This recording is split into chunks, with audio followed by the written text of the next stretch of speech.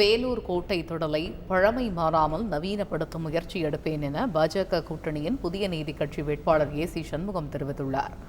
வேலூர் கோட்டையில் நடைபயிற்சி மேற்கொண்ட போது மக்களை சந்தித்து தனக்கு ஆதரவு திரட்டினார். அதேபோல சிறிது நேரம் இறகு வந்து விளையாடியும் அவர் வாக்கு சேகரித்தார்.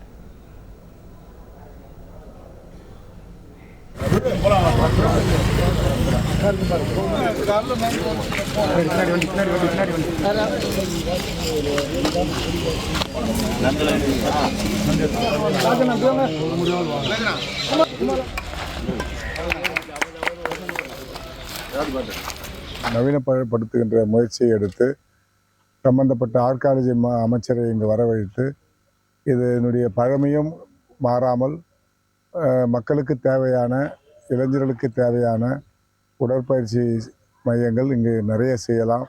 அதற்கான வாய்ப்பு இந்த கோட்டையில் இருக்கிறது. செய்திகளை உடனுக்குடன் தெரிந்து கொள்ள உடனே சப்ஸ்கிரைப் பண்ணுங்க.